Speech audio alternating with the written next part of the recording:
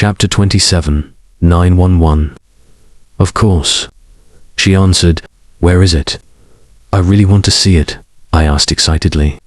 Wait a moment. Be patient.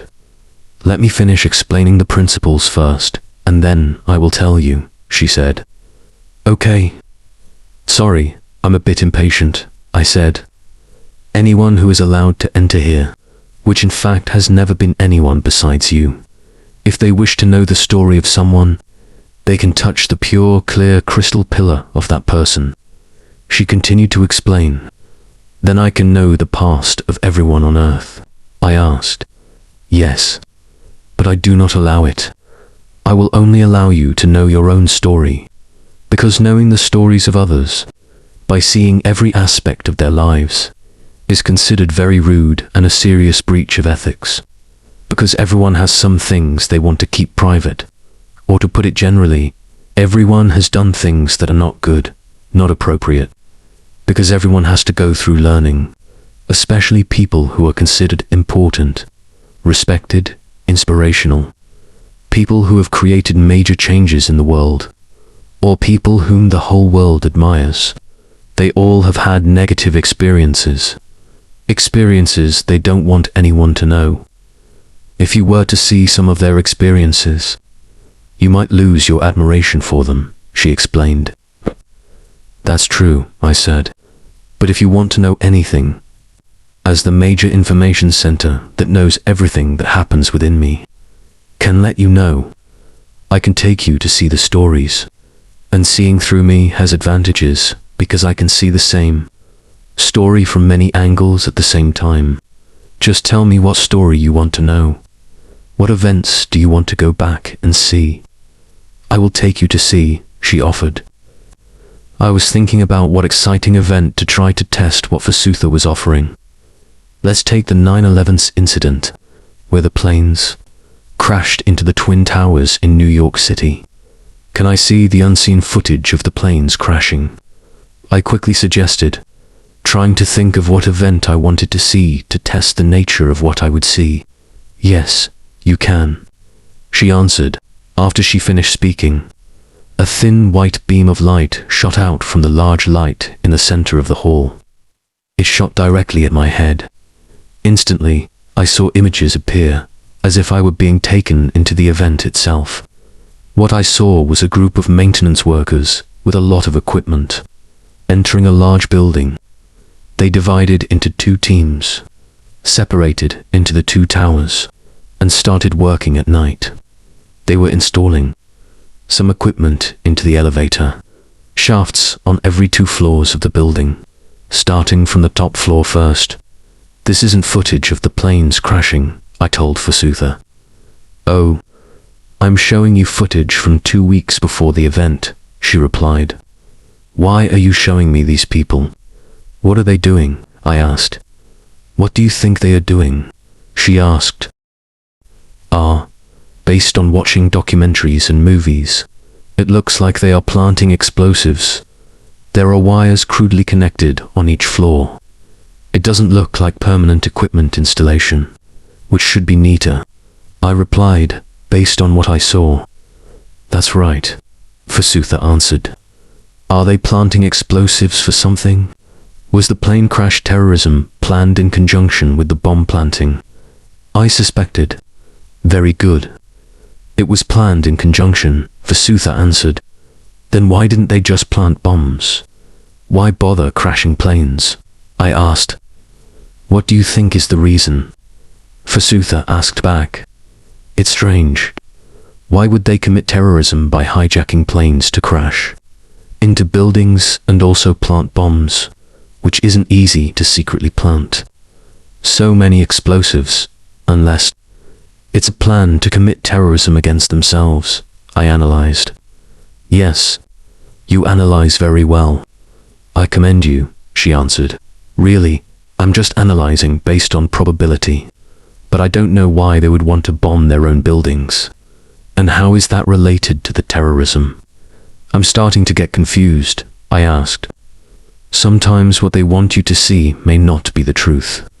Creating images of events where they are brutally victimized inhumanly attacked, to incite hatred and justify retaliation.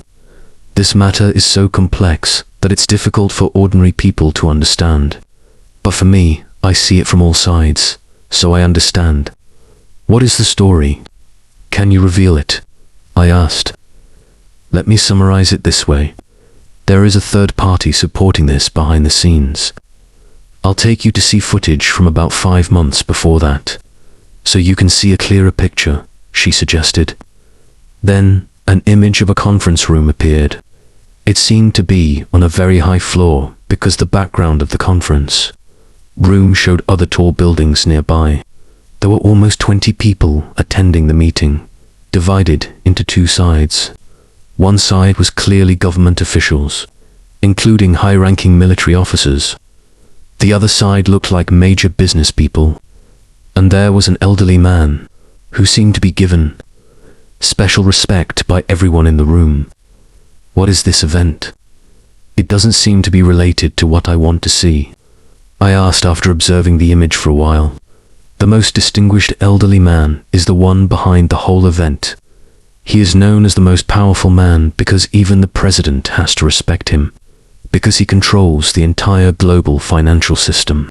Or, in simple terms, he is the one behind the production of money for almost every country in the world. And how is he related to this event? I asked. He is directly related. Firstly, he is the one behind the entire network of global financial organizations, banks, and trade, and one of the other people attending the meeting that day was the director of the World Trade Organization. The agenda of the meeting was top secret. It was the plan to decommission the World Trade Center buildings due to the discovery of some flaws in the technology of constructing 110-story skyscrapers, which was not yet developed enough at that time. So, there was an idea to build new, safer ones. In fact, the plan to decommission the World Trade Center was a plan for the future. About 10 years later, around 2011, when they would start the process. But due to a coincidence, because at that time the global economy was sluggish, the best way to stimulate the organizations that produce money is to lend money to governments to wage wars. And this latter point was the desire of the US government, which was trying to find an excuse to seize important resources of the world, one of which was Afghanistan. But from calculating the cost of detonating the twin 110-story towers, it would require a massive budget, both for the operation, the social and environmental impact, and many other aspects. The plan to detonate the towers was brought up as an agenda in the meeting.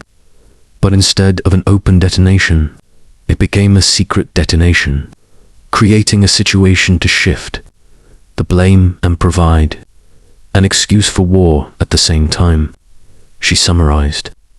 Wow. If this is true, it's like killing many birds with one stone, I commented. Yes. What they did was beneficial both directly and indirectly to the organizations that produce money, because the World Trade Center buildings were under their care. They were not concerned about the impact on life and property. So, this is one of the conspiracy theories that many people suspect, but don't hate them. Because if you hate anyone, even for a split second, you will immediately lose your mental freedom. Be careful. I am showing you these images only for you to know and understand, not for you to judge who is right or wrong, who is good or evil. Everything happens according to the mechanism of the mind that is in ignorance, because they don't know that in reality, what happens in their lives are just constructs, but they think they are real. So, they do everything to preserve them.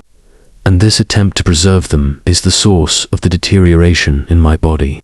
As you are about to become a higher dimensional being, please try to see everything with understanding and see them with love, which is something you will have to do in the future.